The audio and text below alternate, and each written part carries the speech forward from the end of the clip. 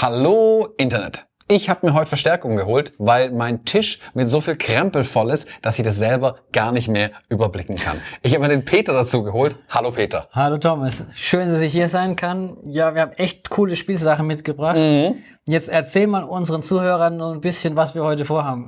Wir wollen heute mit euch gemeinsam den Weg gehen von dem einfachen Fotoapparat, den wir vielleicht alle schon zu Hause haben, in den Videobereich. Video ist für viele immer noch so ein bisschen, ich will sagen, Neuland, aber man geht sehr vorsichtig ran, weil es sehr komplex erscheint. Und wir wollen die Komplexität heute ein bisschen rausnehmen. Deswegen haben wir auch so viel dabei, um es wieder leerer zu machen und euch zu erklären, wie man von einer einfachen kleinen Fujifilm-Kamera mit ein paar einfachen Komponenten schon die ersten ziemlich coolen Ergebnisse kriegen kann. Oder, wenn man richtig dick aufrüstet, bis zu einer GFX 102 ein ganzes Cinema-Rig zusammenstellen kann. Und da ich ein bisschen Erfahrung habe, du aber noch viel mehr und du vor allem schon die ganzen Sachen auch zusammengebaut hast, machen wir das heute gemeinsam. Hört sich doch gut an.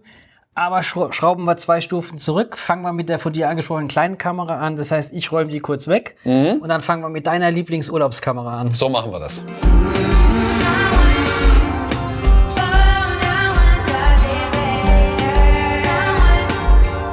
Für den Anfang kann ich doch eigentlich hergehen und mit meiner X-T4 mich selbst im Urlaub filmen. Ich kann meine Familie filmen und dann ist doch schon alles gut. Oder sollte ich mehr als nur die Kamera und ein Objektiv haben? Ja, lass mich kurz überlegen. Mein erster Vorschlag wäre vielleicht die Tonqualität 2-3 Stufen nach oben zu schrauben mit einem externen Mikrofon.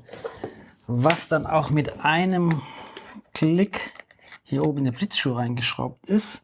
Einmal hier drüben Kabel. Und die Videoqualität ist durch einen vernünftigen Ton schon mal auf Netflix-Niveau. Ja, es ist schon fast Oscar-verdächtig tatsächlich. Man ignoriert das schnell, man denkt immer, bei Video ist nur Video wichtig. Tatsächlich, wenn ihr euch Videos anschaut und ihr denkt euch, um Gottes Willen, das ist für ein mieses Video, ist sehr wahrscheinlich die Tonqualität schlecht. Videoqualität kann okay sein. Es darf mal verwackelt sein, es darf mal unscharf sein. Aber wenn der Ton mies ist, das macht das komplette Video schlecht. Deswegen ist so ein kleines Rode VideoMic Go schon eigentlich eine feine Sache, um das Ding aufzurüsten, um besseren, konsistenteren Ton rauszubekommen aus meinen Videos. Und dann bin ich auf jeden Fall YouTube-Star. Und es kann losgehen, oder? Oder brauche ich noch mehr? Ja gut, Frage an dich. Hältst du die Kamera jetzt irgendwie gemütlich? Nee, Fühlst eigentlich du dich nicht. wohl mit dem Halten der Kamera? Wie ist es so rum? Nee, ich glaube nicht. Und ich glaube auch für die großen Kameraschwenks und großen Kamerafahrten bin ich noch nicht gewappnet. Ah, da habe ich doch mal was vorbereitet. Weil in dem Fall schnappen wir uns einen kleinen Top-Handle, einen Handgriff, der hier oben reingesetzt wird. Und wie sieht's jetzt aus? Jetzt sieht das Ganze schon besser aus. Die Kamera lässt sich besser schwenken jetzt auf jeden Fall. So ein Griff macht viel aus. Der seitliche Griff ist zum Fotografieren super. Für Video merkt man schnell, dass so ein Griff hier oben das Ganze ein bisschen bequemer und das Ergebnis auf jeden Fall besser macht.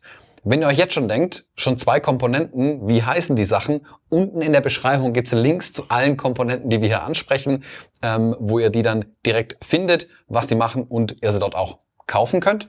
Gibt es ein bisschen Affiliate-Geld dann für uns, was uns hilft, für uns noch mehr Equipment zu kaufen. Genau, wir haben ja noch nicht genug. Wir haben ja noch nicht genug. So sieht's aus. Ja, Griff gefällt mir sehr gut. Jetzt ist nur die Frage, wer oder was hält dieses Mikrofon? Ja, jetzt muss ich einen Tonmann einstellen, der das hier an der Seite mein Mikrofon für mich hält.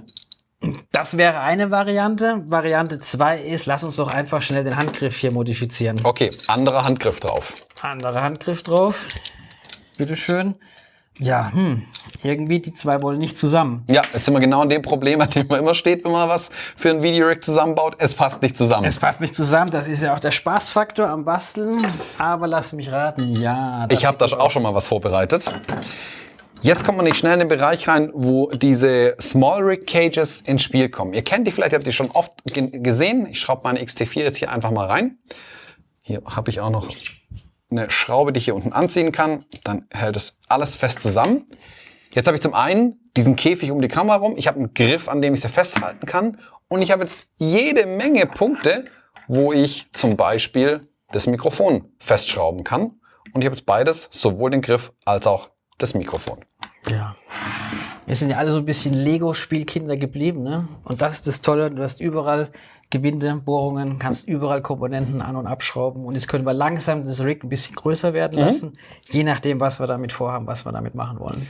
Und was ihr hier seht, ist tatsächlich schon was, mit dem ich einen Großteil meiner YouTube-Videos gedreht habe. Mehr braucht es oftmals gar nicht. Das ist ein sehr kleines, schmales Setup. Ich habe den kleinen Bildschirm dran, den kann ich umklappen. Ich habe mein Mikrofon oben drauf, ich kann mich selbst filmen. Ich kann vielleicht noch unten ein kleines Stativ ranmachen, an dem ich die Kamera halten kann oder sie auch mal kurz abstellen kann, wenn ich mich filme.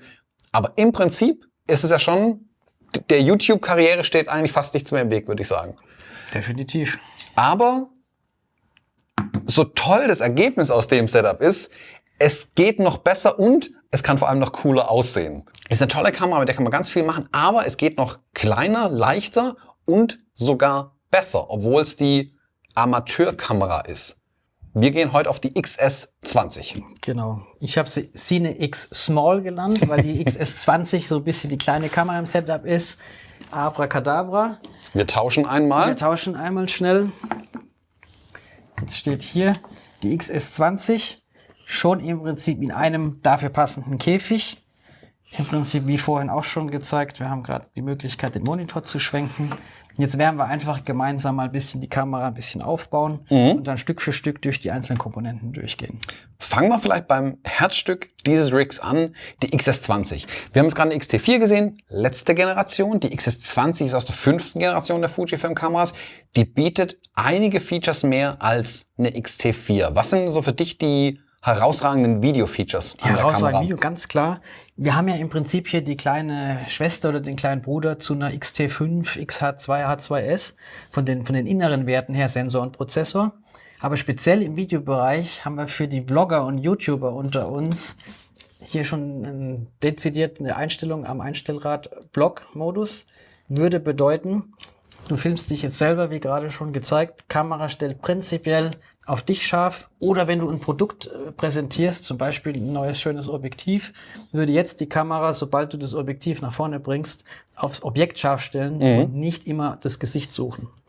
Dank KI in den Kameras heutzutage kein Problem. Genau, also das neue Autofokussystem, dieses Machine Learning basierte Fokussystem kann unterscheiden, was ist ein Gesicht und, die Person hält jetzt was in die Kamera und wenn dieser Vlogging-Modus, diese Produktpräsentation an ist, dann konzentriert sie sich auch auf die hingehaltenen Produkte und geht automatisch vom Gesicht weg, obwohl sonst auf das Gesicht fokussiert. Also eine Erweiterung dessen, was mal nur Augenerkennung war. Die Kamera weiß, was ist ein Gesicht, was ist ein Auge, was ist ein Mensch und was sind Dinge, die in die Kamera gehalten werden. Aber für alle YouTuber unter uns, ne? Deine Reels sind ja ganz klar im Hochformat gefilmt, habe ich recht? Ja, genau. Short-Content bei Instagram, bei YouTube, alles Hochformat. So, aber Sieht ja blöd aus, wenn ich das so machen ich muss. würde sagen, das ist ein bisschen uncool, ne? Ja. Jetzt sage ich mal das Stichwort 6K Open Gate Video Recording hier. Ja. Bedeutet, die Kamera nimmt nicht nur 4K auf, sondern 6K. Und wenn ich jetzt sage, ich möchte nachher einen Hochformat-Clip rausschneiden aus meinem Footage, kann ich einfach das 6K Querformat in einem Crop sofort in 4K Hochformat übersetzen. Dann natürlich noch den Bildausschnitt vielleicht im Schnitt ein bisschen rechts, links anpassen. Und ich habe eigentlich beides in einem. Genau, ich kann also mit einem Take mein 4K-Footage aufnehmen, wo ich 6K aufnehme, ich verkleinere es quasi, mein Querformat. Und wenn ich im Hochformat was ausschneiden will aus dem gleichen Material, habe ich trotzdem 4K-Qualität, aber im Hochformat. Das ist dieses 6K Open Gate, was die XS20 kann, wo ich ehrlich gesagt selbst beeindruckt war, dass es in dieser kleinen Kamera drin ist. Aber das zeigt, glaube ich, den Fokus der Kamera als Hybridkamera, die ganz klar eben auch für Video-Content und Content-Creator ausgelegt ist. Eindeutig. Gehen wir vielleicht so ein bisschen einmal außen rum. Genau, wie bei einer Wagenpräsentation schauen wir uns die ganze Kiste jetzt auch mal von außen an, was noch alles so dran ist. Wir haben einmal den Käfig, den wir gerade eben erwähnt haben. Ist auch hier ein Small Rig Cage dran. Und was ich gerade eben gesehen habe, hier klemmt noch ein extra Kabel außen dran. Ja, ich sage immer, kleine Handgriffe, die mal versehentlich passieren, können unter Umständen sehr, sehr teuer sein. Ich spreche hier von HDMI-Kabel schnell rein, rausgewürgt, einmal nicht genau aufgepasst, habe ich im Prinzip den Stecker hier ruiniert, was in dem Fall auch gleich einen Austausch vom Motherboard zur Folge hätte. Unter Umständen Totalschaden für die ganze Kamera. Was wir hier haben, ist ein kleines Adapterstück, Mini-HDMI auf Full-Size-HDMI, hier seitlich am Käfig verschraubt. Das Teil hier kostet keine 20 €. Das heißt, im schlimmsten Fall ist hier eine kleine Reparatur angesagt, aber die Kamera hat überlebt. Wichtig. Weil jetzt eben die Ein- und Ausstecklast und auch das Gewackel vom Kabel am dem kleinen Adapterstück ist für 20 Euro oder so und der Rest an dem Käfig dran. Die Kamera hat quasi keine Last mehr drauf, auf keinem der Kontaktstellen. Und das lässt die Kamera auf jeden Fall länger leben. Mit Sicherheit. Habe ich an allen meinen Rigs dran. Im Prinzip ist eins der wichtigen Teile, mit denen ich überhaupt starte. Ja, also nachdem ich auch schon eine Kamera mit einem defekten HDMI-Port hatte, ist das meine nächste Investition, die ich auf jeden Fall tätigen werde. Top, siehst du, hat sich das Video schon Hat sich für mich schon uns. gelohnt. Ich habe schon was gelernt auf jeden Fall. Drehen wir sie vielleicht einmal kurz nach unten. Wie gesagt, jetzt hier eine Adapterplatte unten drunter, weil wir werden auch im Laufe der Serie die Kamera vom Stativ aus benutzen oder von dem Gimbal. Auch jetzt hier, wenn die Kamera aufgeregt ist, sie steht einfach sehr stabil auf dem Tisch. Ich finde es nicht schön, wenn dann die Geschichten wackeln oder schräg stehen. Stabiler Stand. Gehen wir vielleicht weiter zum Thema Stromversorgung. Ja. Weil ganz ohne Batterie passiert ja dann doch wenig. Ich habe aber einen Akku drin in der Kamera. Strom habe ich ja. Ich sag mal, um erfahrungsgemäß so 350 bis 400 Fotos zu schießen, alles super. Aber im Videomodus, jetzt hatten wir gerade 6K Open Gate angesprochen, hat die Kamera natürlich schon ein bisschen mehr Hunger. Und im Prinzip gefühlt nach allen 30 Minuten irgendwie den Akku zu wechseln, macht dann doch keinen Spaß mehr. Zumal, wenn ich jetzt mir vorstelle, eine Familienfeier oder eine Hochzeit und der spannendste Moment steht kurz bevor und die Kamera blinkt, das gibt Blutdruck. Ja. Wollen wir nicht. Wie wär's denn, Thomas, mit einer Batterie, wo ich sage, die hält locker den ganzen Tag? Viel hilft viel, lass uns eine riesen Batterie hinbauen. Das Schöne ist jetzt, so riesig muss die Batterie dann gar nicht sein. Wir jetzt hier eine sogenannte V-Mount Battery. Warum V-Mount? Erkennt man hier ein bisschen an diesem Art V-förmigen Haltungsmetall. An der Adapterplatte jetzt hier lässt sich das quasi mit einem Klick hier reinsetzen. Das wirst du sagen, jetzt wird die Kamera aber groß und schwer. Pass auf, lass uns nochmal auf den Top-Handle zurückkommen, den wir ja vorhin schon ausprobiert hatten. Weil wenn ich den jetzt hier draufsetze und jetzt nehme nochmal hoch. Jetzt fällt direkt was aus. Ich kann ihn mit einem Finger halten. Es ist zwar schwer, aber es ist perfekt ausbalanciert. Ja. Und das ist das Tolle. Selbst dann werden wir in den nächsten Teilen sehen, auch bei größeren Kameras, werde ich dann die Batterie in der Position so platzieren, dass sie im Vergleich zum Objektiv vorne, wie du sagst, dieses schöne ausbalancierte Feeling gibt. Und was man auch sagen muss, die Kamera ist jetzt zwar wesentlich schwerer als das X-T4 Setup, das ich eben hatte, aber eine schwere Kamera gibt ruhiges Bild. Das ist, ich sehe das immer wieder, die Leute glauben, dass also mit dem Telefon am ausgestreckten Arm sehr ruhige Videos entstehen können. Das ist aber nicht der Fall. Das Telefon ist eigentlich zu leicht. Das ist zwar stabilisiert und alles und es macht auch softwaremäßig sehr, sehr viel und das ist gut. Aber selbst eine leichte Kamera ist immer noch zu beweglich, vor allem an einem ausgestreckten Arm. Man versucht so stabil wie möglich zu arbeiten. Der Trick ist aber, ein schwereres Rig ist automatisch stabiler. Also klar habe ich einen Bildstabilisator drin, aber wenn der weniger zu tun hat, kann er besser stabilisieren und mein Footage wird auf jeden Fall stabiler, wenn ich ein bisschen mehr Gewicht in der Hand habe. Und damit kann ich dann wirklich schon ganz brauchbare Kamerafahrten machen und ich brauche gar kein teures Gimbal extra dazu. Ich kann das so aus der Hand quasi rausmachen. Absolut. Speziell für vielleicht Rechts-Links-Schwenk, sage ich jetzt mal, ja, vielleicht schwanke ich noch ein bisschen in die Richtung. Warum bauen wir nicht einen weiteren Punkt der Fixierung an? Ich habe da mal was vorbereitet. Und bitte? Noch ein Griff extra und schon habe ich ein sehr stabiles Ding. Ich kann es in 2 Punkten gleichzeitig anfassen und ja, auf jeden Fall sehr ruhig und sehr sauber filmen mit dem ganzen Ding. Die Griffe hier, das sind 2 unterschiedliche Griffe. Wir haben hier oben einen, der sagen wir, eher so ein Handgriff ist, während das also wie ein Türknauf aussieht. Das ist aber kein Türknauf, also das ist speziell dafür gemacht. Ist speziell dafür gemacht, der sogenannte Mushroom-Handle. Was ich persönlich super genial finde an dem Griff, ist die Möglichkeit, die Aufnahmeposition, eine tiefere Position, höhere Position. Ich drehe quasi in der Hand den Griff. Ich brauche hier keine Gelenkkonstruktion, sondern ich drehe quasi den Knopf in der Hand. Man lässt ihn so locker in der Hand gleiten. Ja, so ein bisschen dann gleiten, ein bisschen von oben oder weiter von unten. Super angenehm im Handling. Und wir haben es schon gesehen, ich brauche keinerlei Werkzeuge. Immer hier ein Schnellverschluss. Und ich habe sofort meine Komponenten an die Kamera dran gesetzt oder abgenommen. Genauso bei einem Griff rum. Ich kann die Sachen schnell wieder abbauen.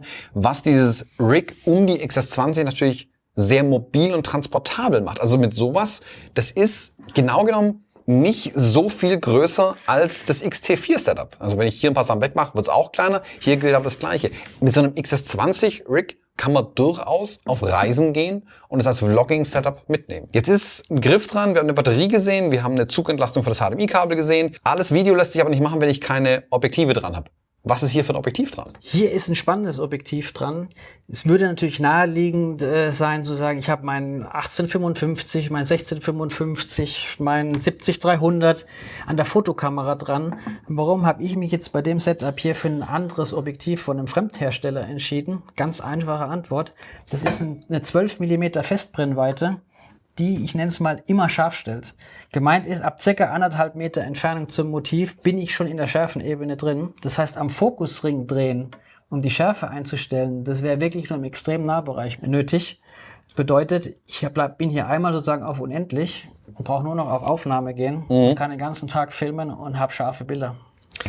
Und man meint jetzt, dass man auch im Videobereich jede Brennweite abdecken muss. Aber meine Erfahrung ist tatsächlich, dass gerade im Videobereich weitwinkliger die bessere Option ist. A, ich habe das Schärfe-Nachführungsproblem nicht.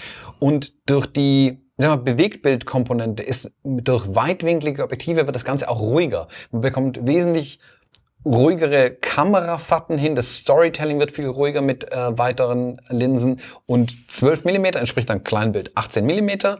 Damit sind zum Beispiel, also in meinem normalen YouTube-Setup ist alles mit dem 18 mm gedreht. Wenn ich mobil wäre, gehe ich auch gerne noch weiter als 18 mm. Ich gehe dann zum Beispiel auf diese 12 mm. Das Objektiv ist relativ groß, wir haben aber eben schon gesagt, das balanciert sich wunderbar durch den Akku auf der Rückseite aus. Aber du hast hier vorne noch einen kleinen Zusatz dran gebaut. Was macht die Kiste? Ich kenne dich ja schon eine Weile, Thomas. Du wirst sagen, es sieht einfach cool aus. Deswegen hat der Peter die Mattbox dran geschraubt. Ja, das war alles, was ich hören wollte. Mehr brauche ich. Ich brauche nicht mehr Begründung, um das Ding zu kaufen. Aber für diejenigen von uns, die sagen, ja, irgendeine Funktion muss es ja haben, selbstverständlich. In erster Stelle, wenn wir es so ein bisschen vergleichen wollen, hier mit der Gegenlichtblende einer Fotooptik, haben wir hier natürlich auch eine Gegenlichtblendenfunktion eingebaut, inklusive Abschattung nach oben. Zum Beispiel jetzt hier im Studio. Die Sonne kommt jetzt von oben. Um wirklich starke störende Reflexionen in der Aufnahme zu vermeiden, kann ich hier den Winkel anpassen, kann abschatten. Aber wir werden sicher auch noch mehrfach auf verschiedene Filtersysteme eingehen. Wir werden auch gerne noch mal kurz erklären, warum wir beim Filmen noch eher ND-Filter brauchen als im Fotobereich. Und hier wäre jetzt der erste Schritt zu sagen, zum Beispiel einfach ein Vario-ND-Filter, bei dem ich hier stufenlos sozusagen die Abdunklung einstellen kann. Den bekomme ich hier vorne immer noch rein. Den kriege ich mit einem entsprechenden Filteradapter vorne aufs Gewinde hier der Optik draufgeschraubt, habe den drin, muss im Prinzip dann von vorne an dem Hebelchen hier die Stärke regulieren. Aber das mache ich ja im Normalfall auch nicht während eines Takes, sondern vorher oder nachher adaptiere ich hier. Das ist überhaupt kein Problem. Und es ist halt klein und kompakt, weil so ein Teil haben die meisten von uns sozusagen im Fotorucksack mit drin. Beim Videofilm die ND-Filter deshalb wichtig.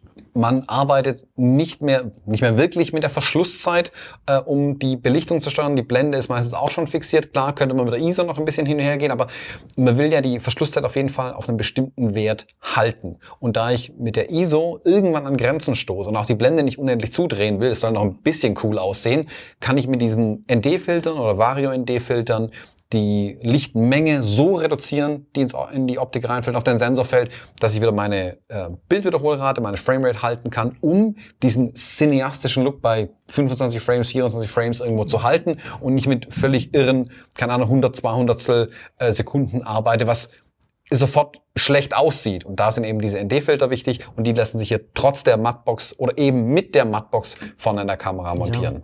Weil im Prinzip der nächste Schritt wäre jetzt hier vorne einen Vario-ND-Filter einzuschrauben, sondern mit Videofiltern zu arbeiten, die dann in verschiedenen Stärken kommen und im Prinzip in so einem Rahmen montiert sind. Und der lässt sich jetzt hier sozusagen einmal ganz schnell und einfach auf die Mattbox vorne aufschieben. Ich muss mal kurz nach hier. Und jetzt ist im Prinzip eine fixe Stärke eingebaut, speziell beim Aufnehmen in der Sonne, bei Tageslicht, kann ich jetzt auch mit Offenblende und einer niedrigen Verschlusszeit im Prinzip arbeiten und habe trotzdem ein gut ausbelichtetes Bild. Das ist natürlich toll. Die Filter hier vorne sind deshalb auch so groß, weil ich dann unabhängig von meinem Objektiv bin. Genau, weil diese Mattbox lässt sich natürlich auf beliebige andere Objektive hier aufsetzen durch entsprechende Adapterlösungen.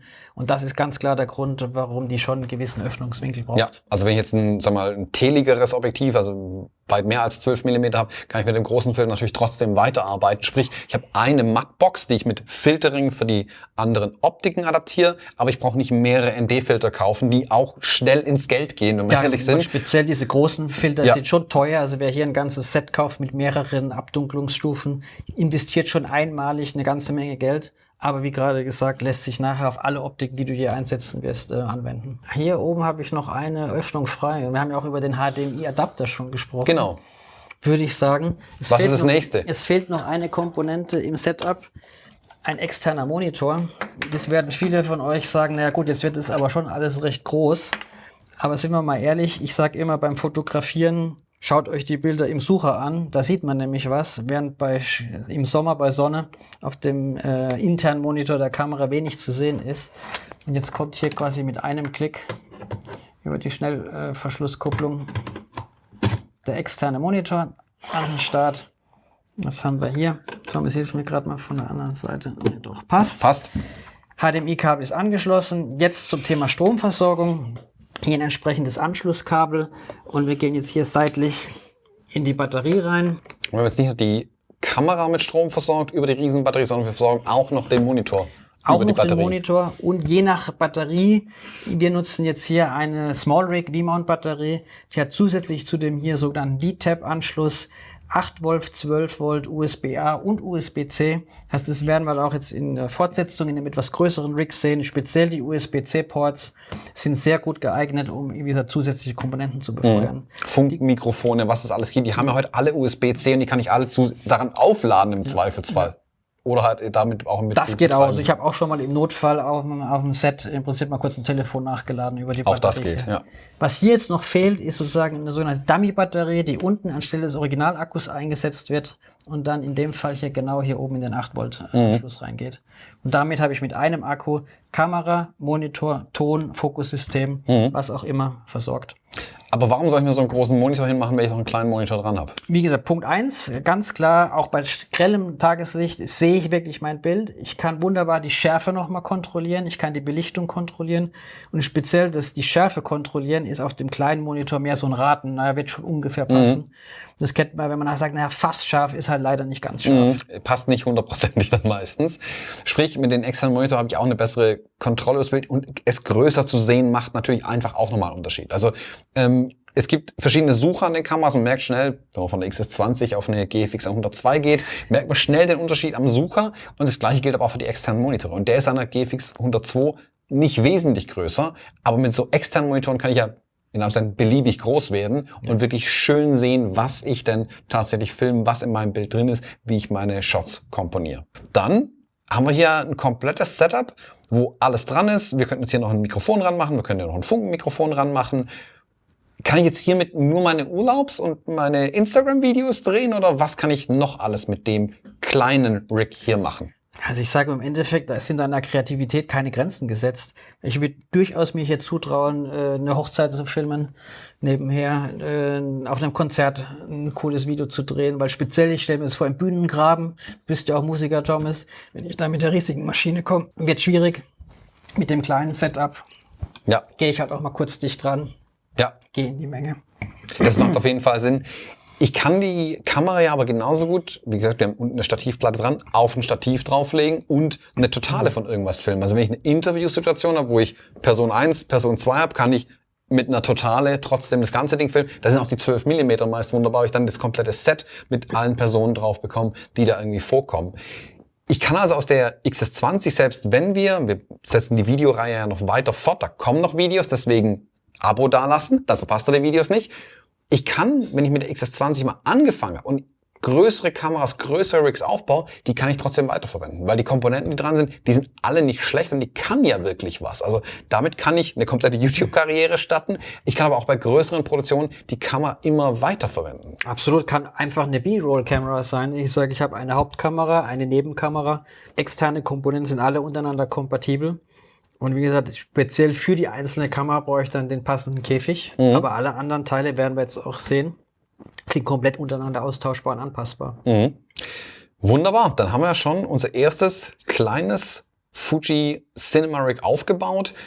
Ich würde sagen, wir sprechen über die nächstgrößere Nummer im nächsten Video. Dazu nochmal Abo dalassen, dann verpasst ihr das Video auch nicht und dann zeigen wir, wie ihr das Upgrade machen kann von dem kleinen, sehr transportablen Setup zur nächsten Stufe dann mit der nächsten Kamera. Das hört sich nach einem Plan an, würde ich sagen. Wunderbar. Dann danke fürs Zuschauen. Wenn ihr Fragen habt, unten in die Kommentare rein. Alle Komponenten, die ihr hier jetzt an der Kamera gerade seht, stehen auch unten in der Videobeschreibung drin. Da könnt ihr die auf jeden Fall finden. Ich freue mich dann aufs nächste Mal.